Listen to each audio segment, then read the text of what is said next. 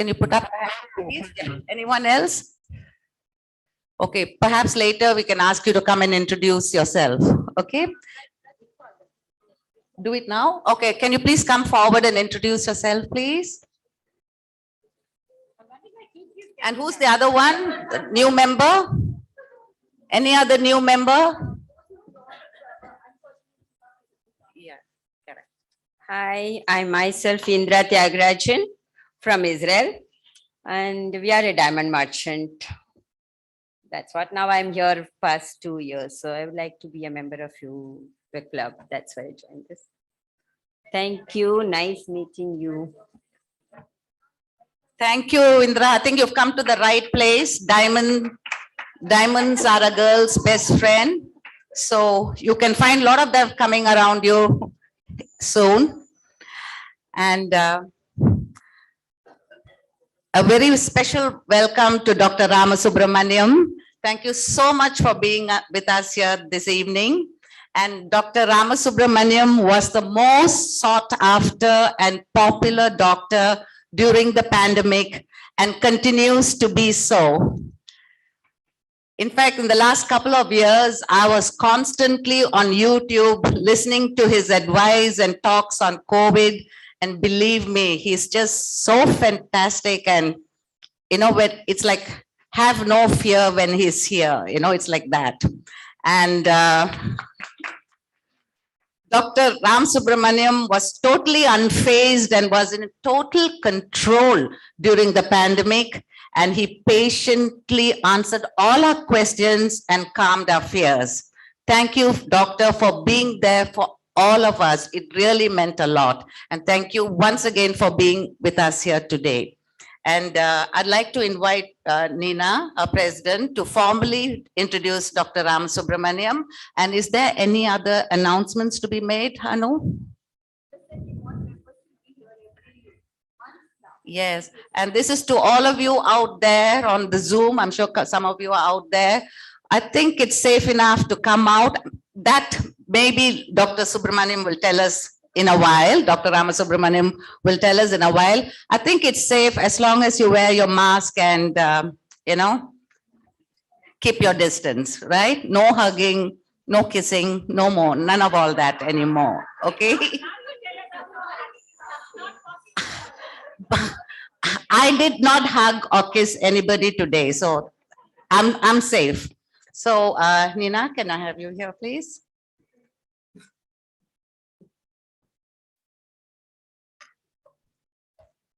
Hi, ladies. I think we're all like animals out of a cage. We're running helter-skelter everywhere, but it's a great feeling, isn't it? I mean, being just locked up in our homes, and that was a different phase, and I hope we never have to go back to it. Coming back to our Duchess Club, which is about 20 plus years, we need to get back the members who are with us. Some of them are not with us. Get them back if they're alive, right? And because I think it's a very special year, and I think we need each of you to help us out with that. This is not a task only for the 5 of us. We all know that all of us have benefited over the years from the Duchess Club, isn't it? So this is one way of, I won't say giving back, but it's like, you know, being there for the club, yeah? And just to simplify matters, we are about 230 members today, as of Anu's records. Just imagine, even if each of you get one more member, that's all it is. You know, that's a request sincerely from the 5 of us, yeah? So over the year, if you can get, you know, the club will be bigger and more vibrant, and we'll be making that much of a difference to everyone. So please remember this, yeah? Dr. Ramsubramanian, I think I was one of the first people who met him many years back. It was exactly, if I remember, 17 years back. Doctor had just come into town around that time. I don't know when you came in, Doc, but that was the time we were one of the first people. He was introduced to me by Dr. Vasanthi at Apollo, my gynecologist. That time, my younger daughter, Riti, was not well. I mean, she was in the 10th standard and she had a board exams coming up, and she had continuous fever for many, many, many days. Any kind of antibiotic was not working on her. And she had this low-grade fever, and then I could see her that she was going down. And we tried different doctors, different infections, whatever, but nothing seemed to be working on. And I was getting like really, really worried. And at that point of time, someone, Dr. Vasanthi suggested, she said, there's one infection specialist who's in town. Till then, I didn't know there was a specialist like that. So she said, there's a person called Ramsubramanian, he's very good, you go see him. And let me tell you, it was like healing hands. We went to doctor, and then he saw all the other reports, and then he was able to get the right infection, which was a combination of two. It was actually a urinary tract infection plus something else. So the right medicines went in, and then she started recovering. I want to give him credit for one more thing. Today, my daughter is a doctor because of him. Because Dr. Ramsubramanian inspired my girl when she was in the 10th standard. So, doctor, thank you so much.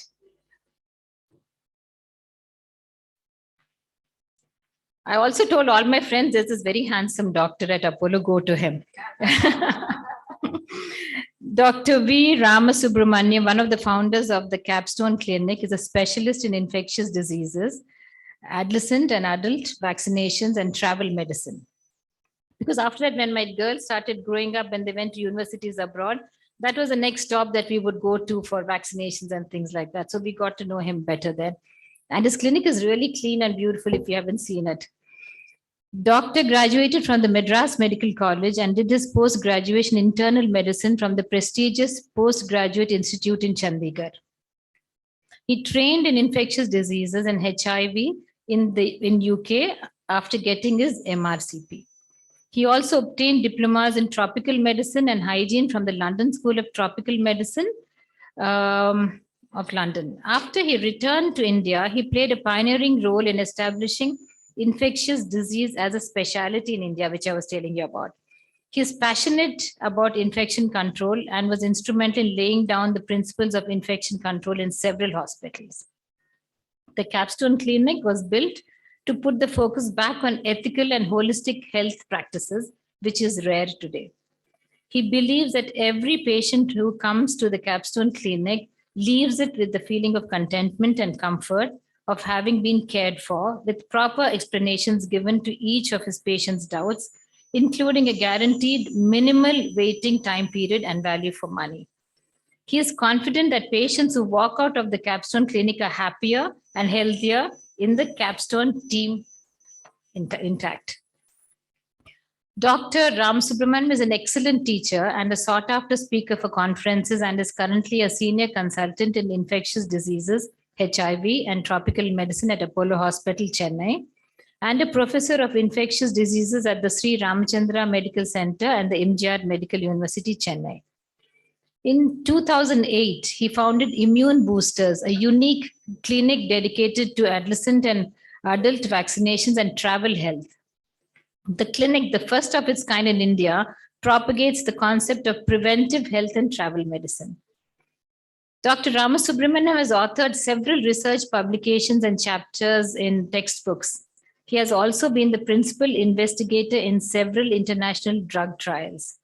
He is on the editorial board of JATR. He has to tell us what that is. And he's also fellow of the Royal College of Physicians of Glasgow. Other than that, Doctor is a very active Rotarian, actively involved in the community service, including medical camps and awareness programs. He is also the chairman of the Polio Plus Committee. So welcome to the Duchess Club, Doctor.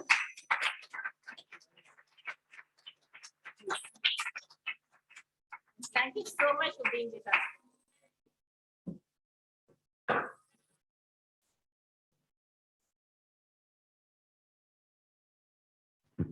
Good afternoon, everybody. And actually, thank you very much for those kind words. And I'm still feeling a little lightheaded after listening to all the nice things people have had to say about me. I'd like to introduce my colleague, Dr. Madhumita, who's just visiting along with me. She's also a consultant in infectious diseases and works with me in Capstone Clinic. Can you put my PowerPoint, please? I'm going to keep my talk reasonably simple today because when Nina Reddy asked me to speak here today, I asked her what topics she would like me to cover. And she said general things about how to keep yourself healthy and fit in times of COVID. So I said I will speak about the common sense way to good health, because I'm a very firm believer that common sense is something which all of us would need in this moment in the world, and sometimes it's difficult to keep it going. The main reason is, next slide please. There is Newton's fourth law, which says for every action, there is an equal and opposite reaction plus a social media overreaction. And we are facing that right now. More than the actual medical knowledge which we are bombarded by, the social media loads up on so many things that it's difficult to differentiate what is right and what is just, traveling around virally. Next slide, please.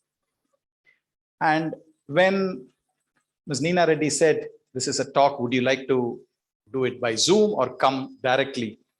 I have added that in one of my disclosures. I immediately said, no, I want to come there because as you said, we are fed up, we are like being caged. And I've been doing so many Zoom meetings that, choice between burn and fire pits and never ending Zoom business, it's hard. So I'm very happy to be here with you all this afternoon. And I hope that things will definitely improve. At least I can say for the next 3 to 4 months, we should be in a cool period.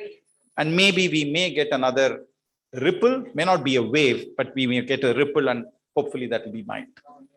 Next slide, please. So there are a few myths prevailing about health and medicine.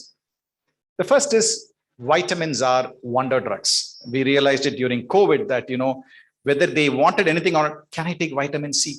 Can I take zinc? Can I take, people feel that if you take vitamins, you are endowed with superpowers and your immunity get boosted.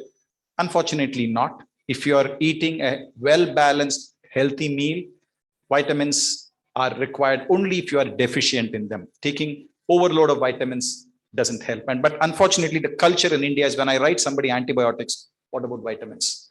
So be careful. You can have vitamins, but don't overload yourself with vitamins. We need to worry about our health only when something goes wrong. Very true.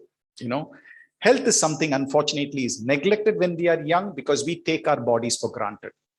As long as we are able to carry on, we don't bother with our body. So by the age of 40 or 45, when it starts, your joints start creaking, your back starts hurting, you wake up in the morning feeling stiff. That's when you realize, oh God, I should have done something about this 20 years before. So I still see people who come and tell me, but doc, my sugar has come as 400. But even last week, I had an injury in the foot, which healed very well. Normally diabetes, you don't get wounds healing fast. No, you have come to that stage, it is already probably too late. So you need to control your sugar. Same way, blood pressure of 200 by 120. Doc, I don't feel giddy. I'm fine. I went to, I drove the car all the way to Bangalore and back last week and nothing. Don't wait till you develop symptoms. A sensible person prevents problems and ill health. Antibiotics are miracle drugs. This is true, actually. Antibiotics are miracle drugs. After the advent of antibiotics, the incidence of death due to pneumonia came down by 50%. The causes of a meningeal or a brain infection came down by 80%. The occurrence of death due to infections in the heart, what we call as endocarditis, came down by 90%. So they are fantastic drugs, but they are drugs used to treat bacterial infections. Unfortunately, we depend so much on antibiotics that any problem we have, we prefer to pop in pills, whether it is a sore throat or a painful shoulder or a swelling in the arm. We think antibiotics will solve everything. It doesn't happen that way. The internet is a treasure of authentic information. And again, here a lot of sniggers. Yes, we think that if it is on the internet, especially quoted by somebody, researchers in Boston have found that the best way, we believe it. We don't check whether it is authentic. And most of the time it never is. You can put anything. I can put anything on the net, in very strong, confident way, saying that is what the truth is and people will read it and believe it. Please don't do this. And money can buy good health. Money can help when you are unwell in getting treatment, especially in India, but money can't get good health. Please remember, you have to invest time and effort to stay healthy. The rest is all plasters. Next slide, please. Now, a few words about human psychology. This is as deep as I'm going to get, but I think it is very important. Cognitive biases are certain irrational ways by which we do things. Even though it is irrational, we don't realize it is irrational. Some simple examples, something called the availability bias. So if you have a certain information which is available more to us, we tend to believe more in that. So if we are bombarded with COVID knowledge, we forget about the petrol hike rise, we forget about the Russian-Ukraine war, because we are only hearing things about COVID. There's something called the affirmative bias. If you hear the same news from 4 sources, we believe it. So if your friend says something, then you go home, your son says, Ma, in school they said this. And then your father who's reading the newspaper says this. We believe that is the truth. It is called when you get affirmation by 3 or 4 things, and then nothing can shake you. You don't realize whether this is just news floating around. And the most important, the dangerous one is what I would call the optimism bias. We are so optimistic that nothing will happen to us. You may lose, somebody may lose, you read in the newspapers, 7,000 people die of COVID in one day. Okay. You find that in Chennai, 200 people have died. I don't need to get vaccinated. I won't get it. It's the feeling of Superman, that we are so optimistic that nothing will go wrong. Very dangerous. So these are things these are all irrational issues which all of us do, including me. And the most interesting part is what I've seen as denial. This morning, every day I have this morning, somebody comes to me and say, what are your comorbidities? Do you suffer from diabetes, high blood pressure? No, doctor. Are you taking any regular medicines? I take 2 or 3 pills. Show that to me. I find 2 diabetic drugs and 1 hypertensive drug. But I thought you said, no, doctor, that I was found to have BP once. The doctor gave me a very low dose. And after that, I'm all fine. But I said, you're taking medicines. Yeah, but now my BP is okay. That's because you're taking medicines. The same thing with sugar. People don't like to accept that they have a problem. They believe, and even if they accept, very mild disease. My sugar is slightly high, and you see as HbA1c, it's 8.5. So this is denial. And most important, patients want the doctor to tell them what they like to hear. So if you say something which is contrary to what he wants to hear, he will change the doctor. I don't like the doctor. What will the doctor do? The doctor says your hemoglobin is low. You need to have an endoscopy to find out if you're bleeding from the ulcer. No, doctor, I will go to a different doctor. So I doctor shop, and he comes back to me finally and says, yeah, I think I will have the endoscopy. Because 4 doctors would have said the same thing. It's like, next slide, please. If you have a hernia and the doctor advises surgery and you go to the previous one. And another doctor says, drink this tea. It removes hernia, You're happy. You take the tea and, my hernia is gone. So these are common fallacies which all of us go through. Next slide. Now we'll move to a little bit of medicine. What is this immunity? We have gone through COVID and we have all been so, informed about our immunity. Immunity is basically the body's response or a body's defense against assaults by microorganisms. It could be bacteria, it could be viruses, it could be fungi. It's the body's ability to respond or fight against invading microorganisms. There are 2 main types of immunity. One is called the cell-mediated immunity. One is called the antibody-mediated immunity. There are several cells doing this. I won't bore you with all that, but the antibody-mediated immunity is measurable. What is your antibody titer? How much of antibodies do you have? Whereas a cell-mediated immunity is not something which can be measured by a commercially available test. But that plays a very important role in memory, in recognizing. If I've had measles in childhood, this recognizes, and the next time measles virus comes in, it knocks it out. Especially viral infections build up very good immune responses. So the immune system is a little more complex. There are some natural immunities, acquired immunity. It's a little complex, but suffice that it is not just a straightforward 1 + 1 is 2. There are several mechanisms. The reason I'm telling this is a lot of people worry about their antibody responses. They have their vaccinations done and then check, I want to see how much I have. Doctor, my husband has 232. My level is only 24. So can I take 1 more shot? No, there is no role for antibody testing in COVID, either after a disease or after vaccination, to decide how we are going to face it. The second, how do we enhance it? Simple measures, what my grandmother told me. One, eat a good, well-balanced diet. No, but I'm only a vegetarian. Doesn't matter. Eat a good, balanced vegetarian diet. There are a lot of, and I'm being very provocative now, a lot of people who follow various diets, keto diet, Amara diet, I'm told recently. And all that is okay for a short period of time. Maybe a detox or maybe to lose some weight, but it is not something which your body is prepared to accept for years. It helps, but it comes with problems. So please remember, a diet is okay for a short period of time, but anything more, something is not, I would advise. So enhancing is one is diet, two is rest. It has been very clearly shown that everybody needs 6 to 8 hours of sleep.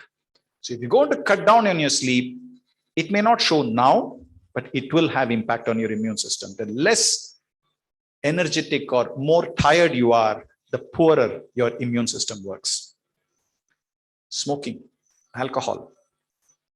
Smoking definitely injurious, alcohol in moderation. But the question is, what is moderation? Studies have shown, earlier studies used to show that men can handle alcohol better than women. It's their physiology. So 1 unit, which is equivalent to a glass of wine, or 1 small of a spirit, or 1 half pint of beer, which is equivalent to 1 unit, women can probably handle 7 units a week, men about 14 units. Anything more than that is probably not very healthy. But having said that, even that 7 units or 14 units, compared to people who don't drink, actually, this is detrimental to your health. So drink with discretion. And it is better to drink, say, once a week for 52 weeks than collect everything and before Christmas to New Year in 1 week, you finish off, 4 bottles. No, that is harmful. So diet, sleep, alcohol and smoking, exercise. The recommendation is 30 minutes a day for at least 5 days a week, which is about 150 minutes per week of exercise. Oh no, but when I go to work, I climb up and down 3 times, 2 floors. No. Exercise is something dedicated. You spend for half an hour a day, at least 5 days a week. Whether it is aerobics, whether it is shuttle, whether it is swimming, whether it is cycling, whether it is gymming, aerobics, it doesn't matter. But half an hour of sweaty exercise a day is what is recommended. Next one is vaccinations. I'll come about this subsequently, but measures to improve your immune system is to get yourself vaccinated. I will go through how it happens. And lastly, the most important factor which affects your immunity, can you say what it is? Stress. Stress. People are falling down dead at the age of 50 because they cut down on the sleep, they overwork, and they're stressed out. The more the stress, the more coronaries become narrow. So stress, next slide. So stress is something all of us, stress is a response we give to an external situation. So it is in our hands. So stress is something which is most important in ensuring our immune system stays healthy, the lower the stress. Next slide. Infections. Why do they happen? The entire world is filled with microorganisms. Our body has more microorganisms than cells in our body. Organisms which are sitting on our skin, in our respiratory tract, in our intestines. So one-to-one, they beat you hollow anytime. The amount of endotoxins which the organism sitting in our body can produce will knock out an elephant in no time. Only thing is they are happily sitting and we are happily carrying on with our tasks. But if they decide to get us down, it's very easy. So you cannot get away. These are millions and millions of years ahead of us. It is just that we have to learn to coexist. But if something goes wrong, you take antibiotics if it is a bacterial infection. Antibiotics do not work against anything else. Okay? So these happen if there is a break in the immune system or a break in the continuity of the skin or, in the lungs, something whereby we get exposed to an overload of organisms. And anybody can get organisms. These can spread through the skin. It can spread through our nose while we inhale. It can be through touching. It can be through our mouth. There are several ways it can spread. But giving you an example, this is question. I see at least 2 cases of new tuberculosis every day. Okay. And the first question, but I don't come from that kind of a family. I said, what kind of family do you come from? Because people are still think that TB affects people who are drink too much, who smoke, and who basically, lead a very debauched life. Anybody can, I can get TB, you can get TB. TB is something if somebody has in the lungs and coughs out, that bacteria going in through my nose can cause infection. 50-60% of the times it's in my lungs. There are other 40 to 50% it can go through my blood and affect my glands, my brain, my kidney, my bone, except my nails and hair. TB can affect any organ in the body. So TB, please remember, anybody can get infections. But how is our response? How do we distinguish cold from COVID? What we get is cold. What others have is COVID. That is optimism bias. No, doctor, I can smell well. My saturation is 98. I don't have COVID. It can be COVID. So first, let us accept that anybody can have it. Thanks. Next slide, please.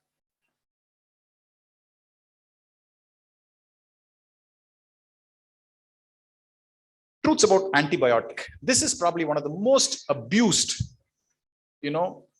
agent that we can think of. It is as I told you, it's a fantastic drug, but unfortunately it has become a tragic irony because we have abused it so much. We need antibiotics, as I said, when we have a bacterial infection. Antibiotics do not help viral sore throats. It doesn't help a cold, which is typically viral. It doesn't help a sinusitis, which is very often viral. So please, please, please don't pop in antibiotics just for anything and everything because you felt better using antibiotics. What does taking too much of antibiotics lead to?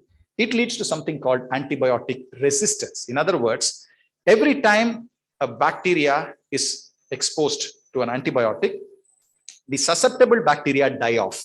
But there may be one or two bacteria which may be able to survive in spite of the antibiotic, and these start multiplying.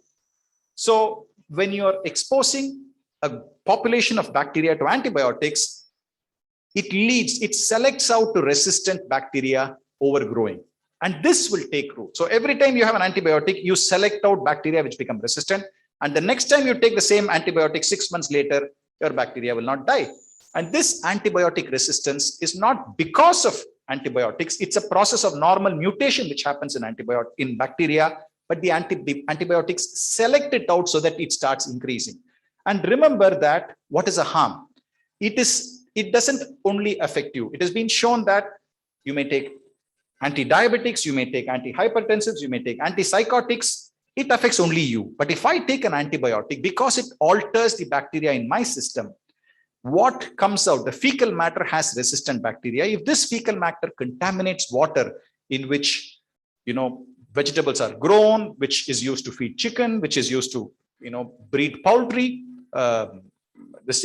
chicken, mutton or beef or whatever, this antibiotic resistant bacteria gets into those, and anybody who eats it can get it. So which means using antibiotics for one person can actually impact the entire community. So this is something which we are grappling with. Very, very difficult right now, the increasing antibiotic resistance. And people have said that by the year 2050, almost 50 million people will die every year directly because of antibiotic resistance. So please think twice before you pop in antibiotics. Next slide. Don't self-medicate. Vaccine challenges for adults. Vaccines, children, we give vaccines all the time. We know, we understand. Vaccines have been quintessential in preventing infections. They are one of the most, accepted public health initiatives to save lives. But adults also need vaccines, not just COVID vaccines. There are several vaccines which we all need. But I've been in this for over a decade, and this is the response. You're happy to get your Botox. But when you say vaccine, oh no, doctor, I'm worried, I don't like needles. And this happens every day. I don't understand why this is. Next slide. For example, this was said before we go to that. Earlier slide. Question, how many of you, other than the COVID vaccine, has had any vaccine in the last 2 years? Show of hands. Yeah, I see about 6 hands or 7 hands here out of people, about 50, 60 people here who have had a vaccine. Now, why is it that none of the others have had a vaccine? Is it because you didn't know? Is it because you didn't think it was important? You didn't know. Excellent. Now you'll know. Adults need vaccine. We think that what vaccines we have had as children is good enough. Do you charge your cell phones every day or every other day?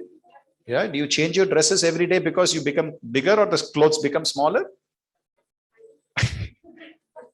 Everybody needs vaccines. What you had in childhood will not protect you to the entire lifetime.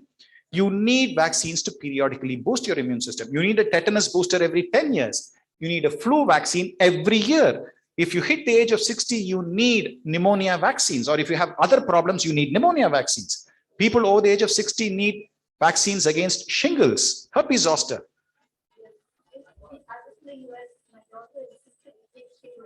Excellent. Shingrix is going to come to India in another few months' time. That was Zostavax. That was a live vaccine, and they ran out of stock and they sort of pulled back. Correct, correct. So very few people realize that vaccines make a difference for adults also. In a lighter vein, next slide. This was said, what was said about COVID vaccine. You know, vaccine situation in India is like looking for a bride for marriage. First, you are not ready. Then you don't like any. Then you don't get any. Those who got one are unhappy, thinking they may be better off, you know, if you had some other one, which is perfectly true for COVID vaccine. You say, no, I want Pfizer. And now everybody says booster, but you're not yet 60. No, but I finished 9 months, but you're not yet 60. You won't get the vaccine. So sometimes you have to listen to what the government says. It may not be the most ideal of situations, but then government, when you deal with the population of 1.6 billion, I think you may have to compromise somewhere. Next slide. I'm going to say a few words about vaccinations. Vaccinations, as I said, have been one of the most quintessential preventive social health initiatives ever. The number of lives which vaccines save every year is probably in 10 to 20 million lives saved because of vaccine preventable diseases. How do they work? You basically prepare a vaccine by killing the bacteria or the virus and then injecting it into the body, or modifying the bacteria or virus and inject into the body so that that will stimulate the body's immune system to recognize and build antibodies. So subsequently, a real infection happens, the body will be able to fight it out. That's a rationale. Okay. Some of the vaccines, if you give once, it will be effective for 10 years. Some of the vaccines, the immune system may wane, or the virus or bacteria may keep changing, like flu, you may need to give it every year. Why do we need them? As I told you, what we have in our childhood is not enough. You need periodic boosters to keep provoking your immune system to work better. Next slide. There has been a lot said about the COVID vaccines. And again, you know, in a lighter vein, last year by May, they said 95% protection against vaccine. By June, it was down to 70%. July, 50%. August, no protection, but reduces spread. September, it doesn't reduce spread, but reduces severity. October, doesn't reduce severity, but reduces hospitalization. Doesn't reduce hospitalization, but you aren't going to die. December, you're going to die, but you'll go to heaven. You know, this is all in lighter vein. We have made so much fun of vaccines, but we still need to understand that vaccines have been one of the best initiatives ever. Next slide, please. So the worries are about the side effects. Every medicine has side effects. Your paracetamol has side effects. Your Pantocid or Rabiprazole, they have side effects. You take it for too long, you know, it can cause milk secretion. It can cause, you know, problems in the pituitary gland. A lot of issues we don't know, but we are happy popping it because it seems to help us. But when it comes to vaccine, no, doctor, I'm afraid. Why? I have high blood pressure and diabetes. But only if you have high blood pressure and diabetes, if you get COVID, that will lead to more serious consequences. Oh, but I'm afraid.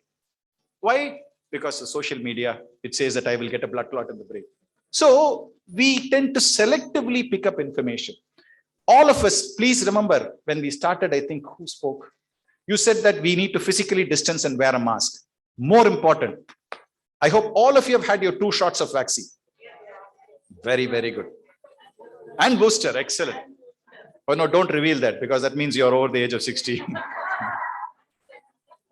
And when, as I said, it may be your lifestyle, it may be flu for everybody. If you are into certain travel issues, you may need certain vaccines. If you're going to Hajj, you may require to take the meningococcal vaccine and the pneumococcal vaccine and the flu vaccine. So depending on the age, the lifestyle, the kind of activities you're going to engage in, the occupation, you select your vaccines and take it. So we give it based on the risk. Next slide. Give you an example. The COVID vaccine, currently for every 102,000 people who are vaccinated, there are 100 symptomatic breakthrough infections and 1 death. Whereas if it had been for 102,000 people who have not been vaccinated, the causes of death may be as high as 100 people. 1% may die because of COVID. So this is a simple example. I repeat, vaccinations do not prevent infections. They minimize the severity of infections and the complications related to infections. So that is why we need vaccines. Vaccines are not, somebody was saying, I saw in this thing, I don't need vaccinations. My immune system is strong. So somebody said, I think you don't need to wear glasses. Your eyes, 2 eyes are working. You need to improve the eyesight with glasses. Similarly, you need to improve your immune response to infections. Next slide, please. What about vaccine side effects? We read a lot of this in the paper. I took the vaccine and then 1 week later he died. Next slide. We have to differentiate. Correlation is not causation. There may be a timeline dependence. There may be some, correlation, but that doesn't mean that it used to happen, during the measles campaign, which the government vaccines were given for children. Child takes measles vaccine, found dead the next day. So you read that, what do you think? Gosh, vaccine and child is gone. I don't think I'm going to give my child the vaccine. But what you look into it and find out is this child had been having severe diarrhea and vomiting, not properly attended to, had the vaccine, not properly attended to, died because of dehydration the next day. But what you read in the paper tells you measles vaccination, child dies. So you need to understand that. Next slide, please. With COVID, this I found interesting during the peak of the Omicron, which was sometime during Pongal, what Indians ate over the past 2 weeks. Burger was about 10%, pizza about 15%, sev puri 20%, pav bhaji 25%, vada pav about 30%, Dolo 650 about 90%. So we were all living on Dolo 650. I've got a bit of a cold, pop in. I've got some headache, pop in. So this is the only slide I'm going to talk to you about COVID. Next one, please. So first case is suspecting COVID. What do you do? If you suspect you have COVID for whatever reason, the first thing you do is, excellent. She's been watching my videos. So you need to isolate yourself. If you suspect you could have COVID, first thing you do is, even though you start spreading the infection even 2 days before your symptoms start, you still need to isolate yourself so that you are being safe for others. Okay? You wait for a day or two to see whether symptoms persist. If you are over the age of 60, you have multiple comorbidities, you may need to get the test done. Otherwise, I say wait. By 4th day, if you feel fine, continue isolation for 7 days and get out. I don't even insist that you need to take the test because now it is not a problem, but during times the cooperation was very, very draconian and they used to hound everybody down to be put in the hospital. What happens? So the first thing is, this is the suspecting COVID. If you are diagnosed to have COVID, what do? Don't call your doctor at 9 in the evening. Every day they will do the test in the morning. By 8 or 9 in the evening, they'll get the result. I'll get a panic call. Doc, I've tested positive. How are you? I'm okay, but I'm positive. And the CT value is 20. I'm scared. So don't do that. There's nothing going to happen in a matter of few hours. Wait, go and see the doctor the next morning. What will the doctor do on the phone? I checked my saturation. It's varying between 90 to 98. I said, that's fine. Go to sleep. Nothing happens like that. I mean, Delta was bad, but even Delta didn't cause dramatic deterioration. People sat on it for a week and then they suddenly deteriorated. It didn't happen on the first day. When do you panic? Don't panic. Panic does not help anybody. You need to be sensible. As I said, the next day you go and see the doctor. I remember I got COVID during the first wave in June 2020, and I had fever for almost 12 days. And I had people who had fever for about 15, 16 days. Compared to that, Omicron was a breeze, 3-4 days and you are all right. So I used to say, if you are 4th day, you're all right. Don't worry. If you're still having fever, I need to see. So never panic. And lastly, one question everybody is asking, how is this going to end? I don't know how this is going to end, but I think we are going to face it for another couple of years. It may be small ripples. It may be, few clusters here and there, because till the whole world gets vaccinated, which we are far cry from. India, I'm told that almost 97% have received 1 dose and almost 80% have received 2 doses. That's very, very commendable. So we are far better off compared to several other countries. So that's all about COVID. Next slide. I've got another 3-4 more slides to go, I think. Google, helping people think they are doctors since 1998. I met my match with Google, just couldn't handle patients. They'll come to me and say, this is what Google says. I said, sorry, I'm only an MD doctor and I can't cope with Google. Please remember, Google helps you, but Google is not the gospel truth. Next slide. This is supposed to happen, but I don't have any symptoms. That's one of the symptoms, And it's very difficult arguing with somebody with this kind of logic. How do you argue? You say, but that I could have COVID, but you don't have any symptoms. But sometimes people with COVID can be asymptomatic. Yes, so nothing needs to be done. So please use Google or the internet with caution. Next slide. The other major problem is social media. So Omicron, what's your worst symptom so far? Panic with a touch of xenophobia. This when the Omicron came in and then South Africa was blamed for all the problems. I felt very bad for South Africa because they had done excellent work in detecting that strain and everybody jumped on saying that, it is. Next slide. This is the perfect truth about social media. It is raining, you lied to me, I can see it all from here. So social media gives you a very, very warped idea of what is actually happening. And you have to go into the depth to see whether this is true or not. So please be careful with social media. Next slide. This is how the new variants are transmitted. We are bombarded with knowledge. We are seeing so much that the people, as I said, I was just talking before, and as doctors, we were learning along the way because COVID was new for us. But when you give too much of knowledge to a non-doctor, very difficult to handle. So people used to come to their own conclusions, as I said, availability bias, affirmative bias, all that played, and they dictated what the doctor had to give them. You're not going to give me monoclonal antibodies? No. Why? You're only 40, you don't have risk factors, you don't need it. But in the US, they said, they gave it to my aunt. I said, then go to the US. So you need to temper down this information and listen to somebody probably who deals with it much more. You're reading something and then coming to conclusions. But somebody was saying, no, I've spent 12 years studying medicine and practicing for 20 years, and I just can't cope with this kind of situation. Next slide. Word about online consultation. One of the things, earlier it used to be that there were problems with legal issues. So if I see somebody online and prescribe something went wrong, the doctor would be held responsible because I didn't do due diligence and examine the patient. I'm prescribing a few medicines now, but I suggest you get a second opinion from a competent court. But that has changed. Now they have relaxed the laws about online consultation, but still personally, I don't recommend online consult because the doctor doesn't get the feel of the patient, how he walks in, how he talks. You're sitting in a chair and talking and somebody puts a pulse oximeter and they'll zoom the camera down and you'll be seeing all hazy images and then you'll come to a focus. It doesn't help much unless. So if it is a routine follow-up of your blood pressure or your sugar, online consults are fine. But for COVID, for fevers, doesn't help. The doctor has to see you and examine you. Please remember that. Next slide.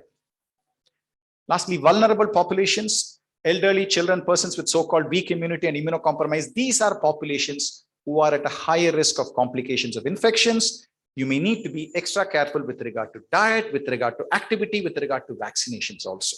Please remember, over the age of 60, you need to take extra care of your body. And this is, I didn't see that. So you need to be careful. Don't take your body for granted. It does wonderful work, but when it starts to give up, it's bad scene. Next slide. Lastly, the world is changing.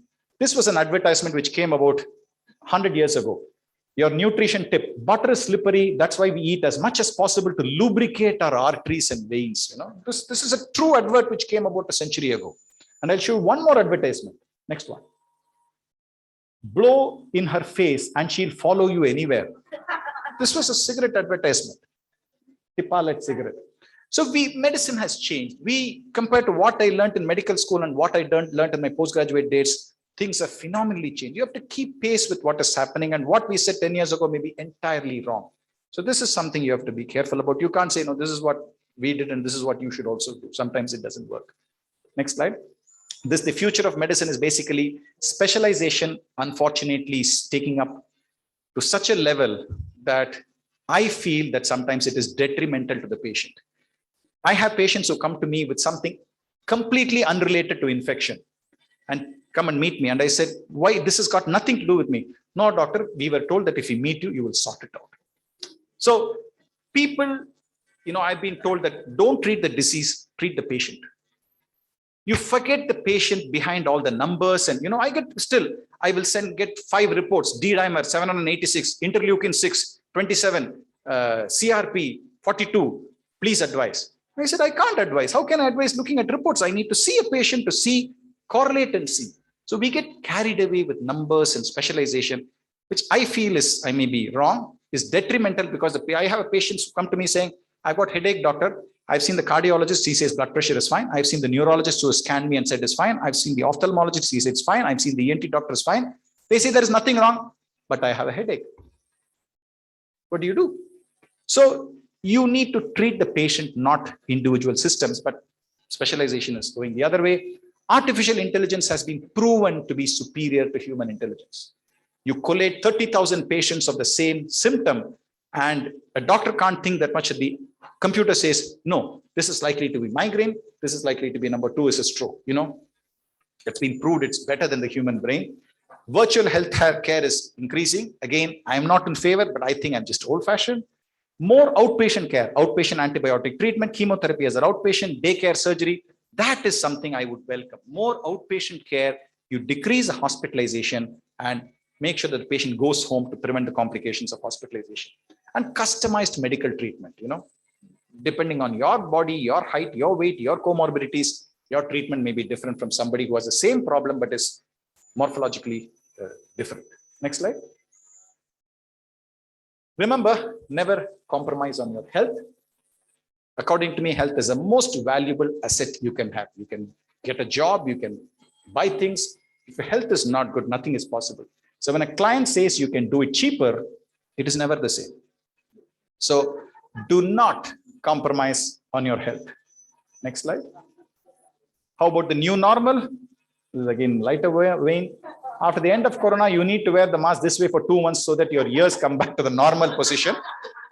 But I think we will be left with masks for some more months. I don't think we'll be able to get rid of it. So we may use it less often, but I think we will still need to. And I think the last slide. The patient's expectation from doctors. I love this one. They think that doctors can sometimes do magic. No, we are humans. I've got a wife, I've got 2 kids. I go through the same stresses you go through. People don't understand. I get calls at midnight about something trivial. Why? But doctor, you have to help us. This person doesn't take his medicines for 5 years for whatever disease he has, doesn't come for follow-up, and then comes after 5 years and says, doctor, you are my savior. I have full faith in you. You have to save me. What can I do? So this is exactly the scenario where you think that you do all these stupid things you can, and then finally the doctor will say, voila, and you're, fine. Doesn't happen that way. So please remember, you have to be responsible for your own health. Nobody is going to help you. We may assist you, but you are accountable. Thank you.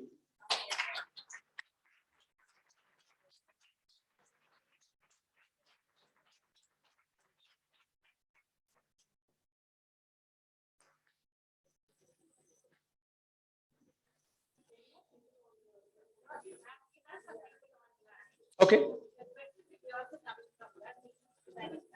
Sure.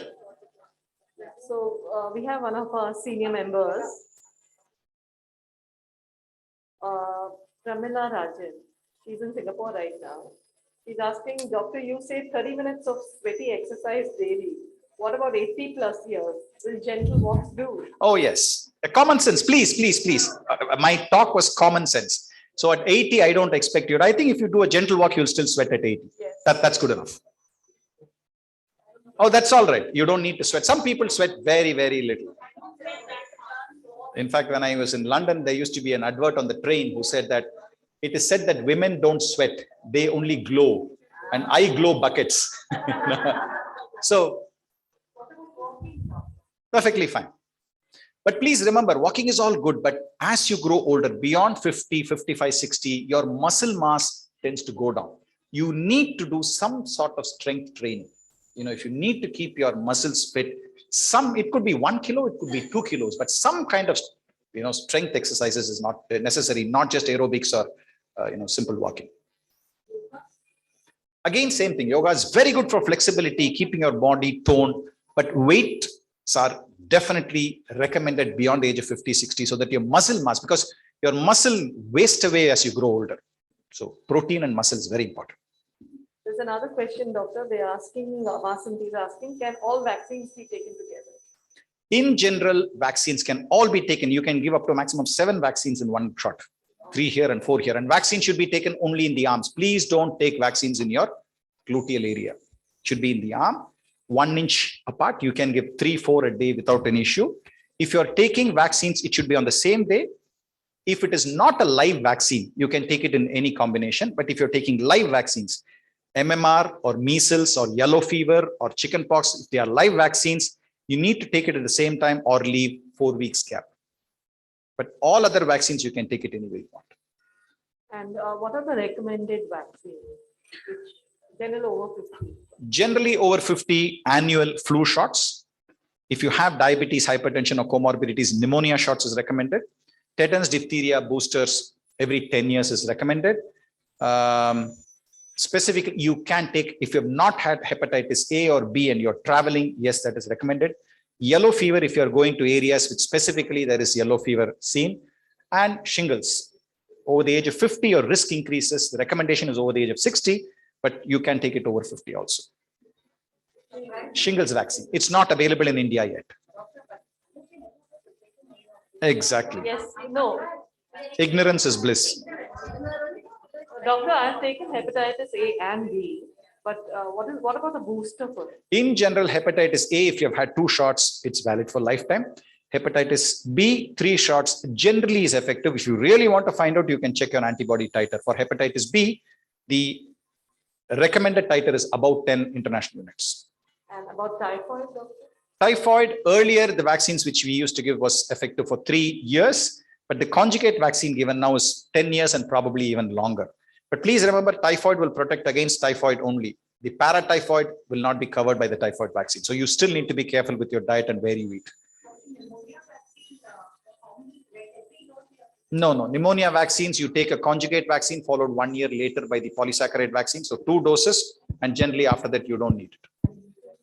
Every year, because the virus keeps changing. So every year you need to take the flu shot.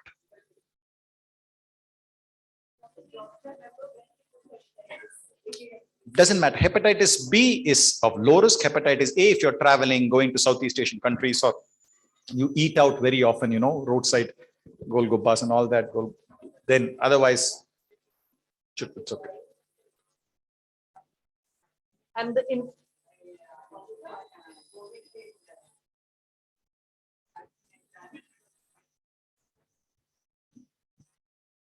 Covishield vaccination on last November like that. Coming June, we are planning to go to US. How long it is effective, Covishield? As of now, it is believed that a booster is necessary in the West 6 months after the second dose. In India, we still say 9 months. It will keep changing. It is possible that in another 2 months, the government may say anybody who's over the age of 50 or 40 or so, go ahead with your booster beyond 6 months. It all depends on the availability of the vaccine. I'm asking that Covishield again I can take, or if you're over 60, you've crossed 9 months after the second dose, officially you can take. Otherwise, I think unofficially you can take. thank you. doctor, now Wearing of mask. I have a Japanese friend who is preaching. My mother of always never goes out of the house in Tokyo without wearing a mask. Japanese friend. So Most of the East Asian countries, Hong Kong, Japan, Korea, after the swine flu pandemic and the repeated episodes of flu they get, everybody is comfortable wearing a mask all the time.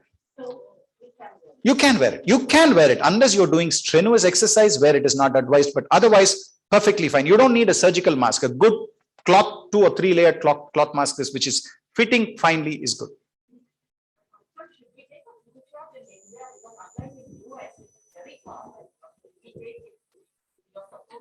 In the in the Western countries, which are typically temperate, flu is seasonal. So it is seen typically in the winter months. In the Northern Hemisphere, somewhere between November to February. In Australia and Southern Hemisphere countries, it is sometime between April to July, August. In India, a tropical country, it is all through the year. We have had outbreaks in June, we have had outbreaks in April. Yes, it is recommended. We still see it. I would advise it. I take it every time the vaccine comes at the end of September or so. I take my first shot as soon as it is around. So it's an annual thing and which we all should take. Absolutely.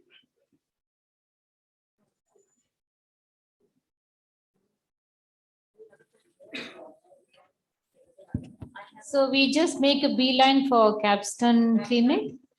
Definitely.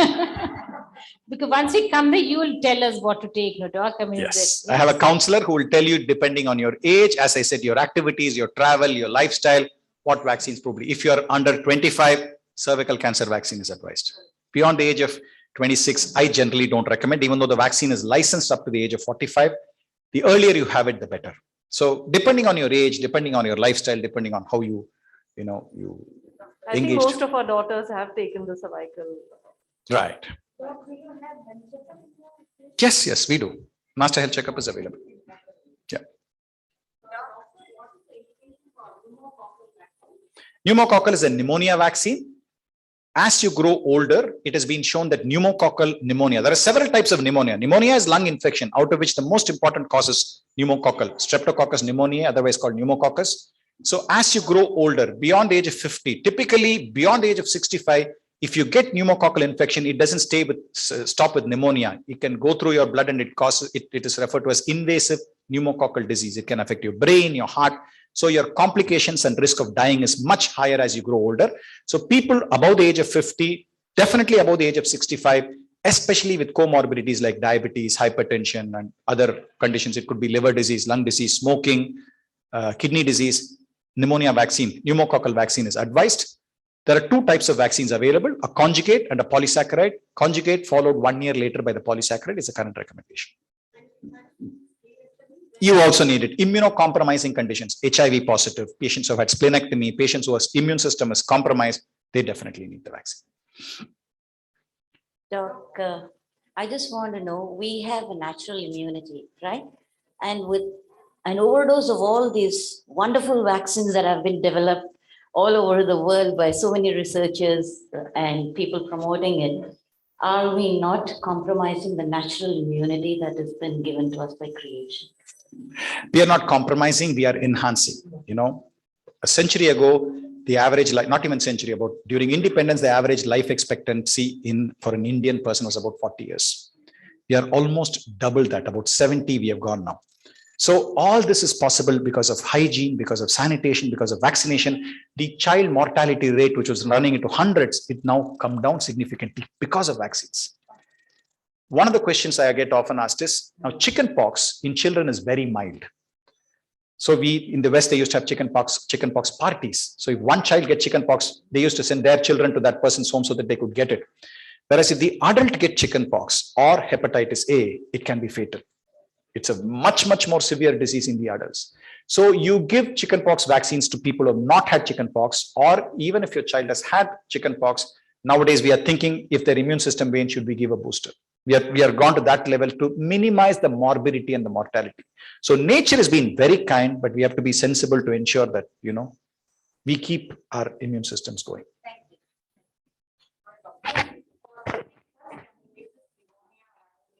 Yes, it is strongly recommended, but you need to understand that again with age, your immune response starts waning. So 60, 65 is an ideal age. 80, it does help, but the immune response of an 80-year-old is much blunted when compared to a 60-year-old's response. But yes, they do require, if they have not had it, I would strongly advise. Yes, they do. Not all hospitals, most hospitals they offer. Vaccines are available. If you have any doubts, you can come to Capstone.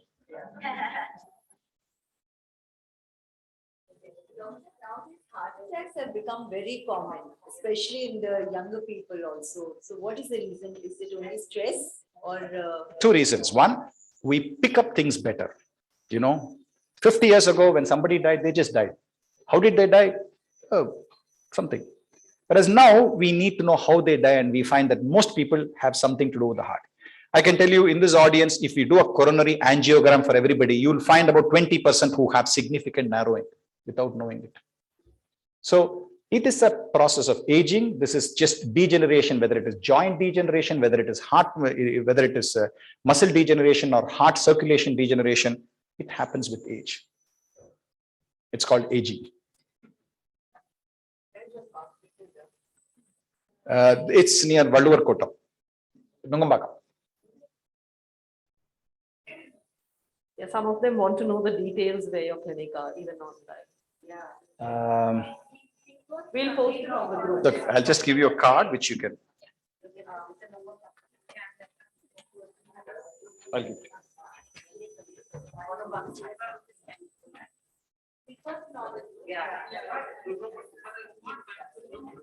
Sorry?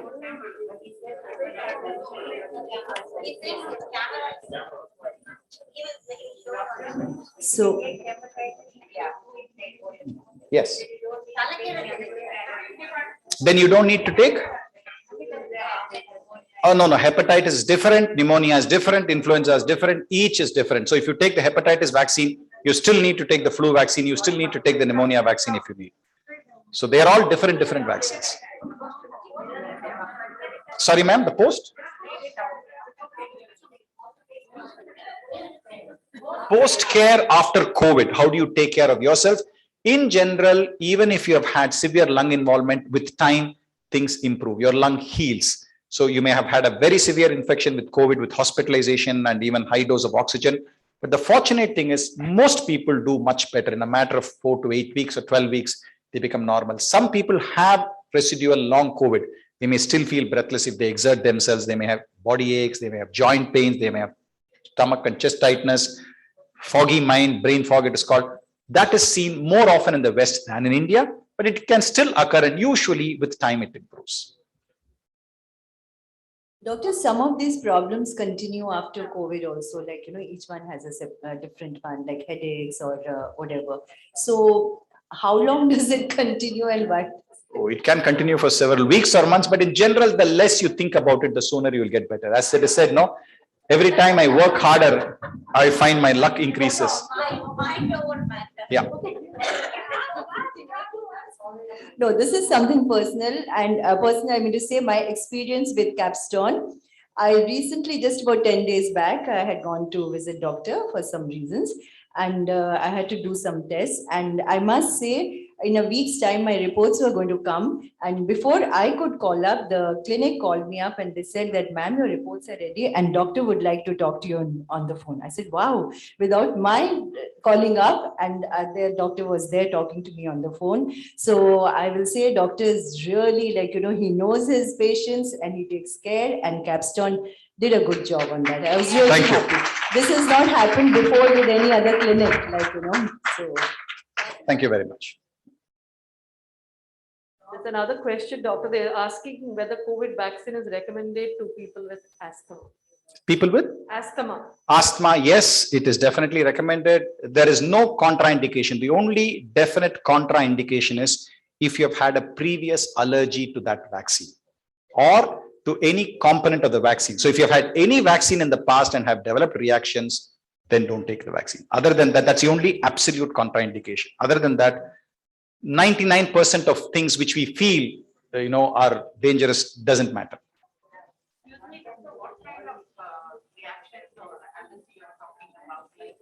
Suppose you have had the vaccine and have developed a rash after that. Suppose you have had the vaccine and some sort of allergy you have developed or some neurological complication.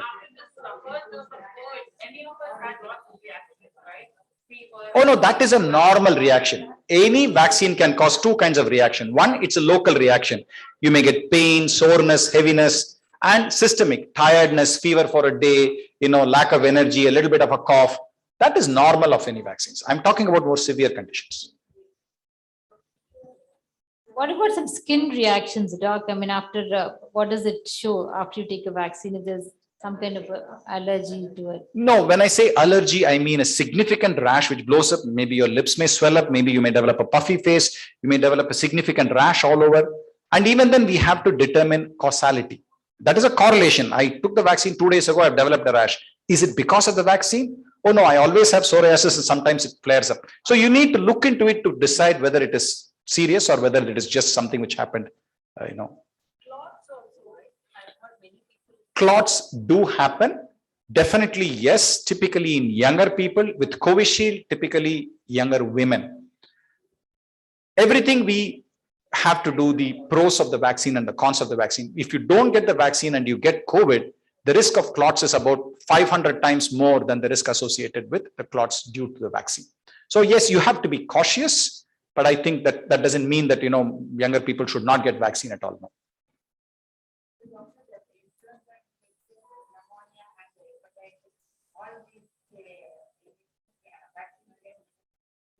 On the same day, yes, you can have flu, pneumonia, and hepatitis vaccines can be had. None of them are live vaccines. You can have them without any issues. Age is no criteria. That's young. My father is 91 and he still works 8 hours a day in the clinic. It's all in the mind too. Ladies, any more questions?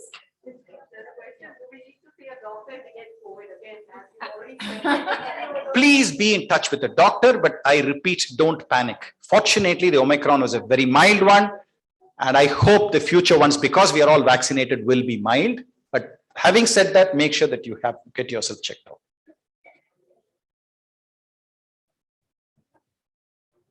Ladies, are we good? All questions answered? Yeah?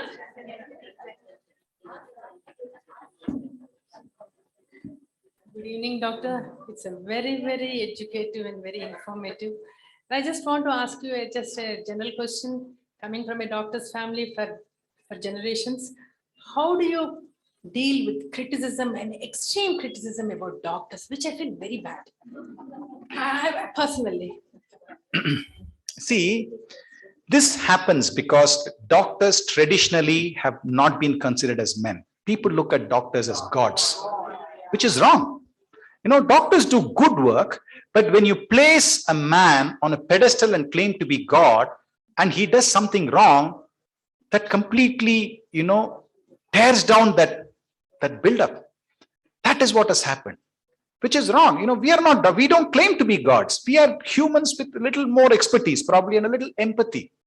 So, but when something goes wrong, see, I always ask questions. If your student, if your ward, if your son or daughter fails in an exam, do you go and beat up the teacher? Oh no, teachers are not beaten up, but doctors are beaten up. So yes, but having said that, I also have to confess, some of my colleagues in various places are not living up to their ethics and code. So I have to accept, but I don't think that should be generalized. There are bad apples in every profession, and you have to deal with that. And that you deal with it properly. You complain, you take them to court, that's different. Going and beating up somebody because you don't like what he said is not correct. It is difficult times. Both my sons are not doctors. Doc, once again, I just have this question. When do we consult Dr. Ramsubramanian? You are an infectious disease specialist. So I'd like to call myself with a doctor with common sense. That's how I'd like to call myself. So if there is something I can do to help, I will help you. If I feel this is not my specialty, I will guide you to somebody who will help you. That's how I shall put it. The whole of Chennai is talking about it. I'm very thankful to Rita and all of you that we had this conversation. Thank you very much. Timings, generally, I come in the morning between 7:30 and 9, and in the evenings between 3:30 and 5:36 or so. The rest of the time, I'm in Apollo. So Lata Kumaraswamy, one of our members, she says you're a living God. Oh, God. Oh, God. Doctor, I must honestly tell you that there were so many people, every time they say they coughed or sneezed, I say, Dr. Ramsubramanian. Okay. And you've always responded. So I would like to publicly say a big thank you for all that throughout. I think I need to skip dinner tonight. An official thank you, doctor. Thank you for taking out time from such a busy and hectic schedule to be here with us today. and just want to say a few words. God blessed you with a gentle smile. It warms the heart to see. He blessed you with the tender hands that comfort easily. And he blessed you with a gift that's just as precious as it's rare. A gift for being kind, for helping out, for taking care. Thank you, doctor. Your charisma, your humor, your concern, your patience for healing and taking care of us always. We are very fortunate that we have you with us. Thank you very, very much. I'm really overwhelmed. I have to skip breakfast also tomorrow. Yes, Anu, could you help me? Yes, please. Yes, please.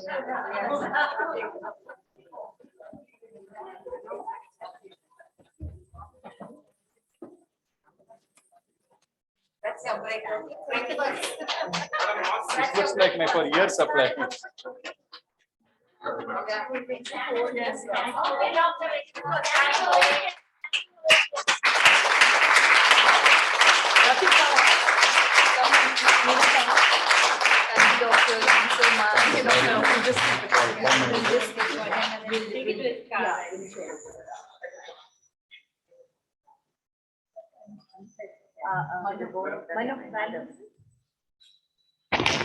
Can we have Dr. Madhumita also?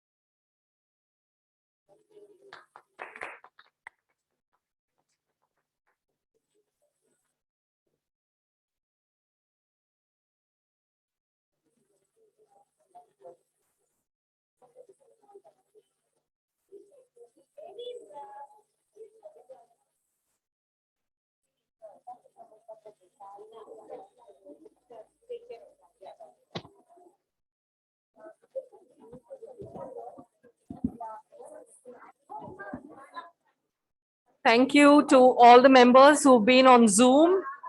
Thank you so much. And we missed you here.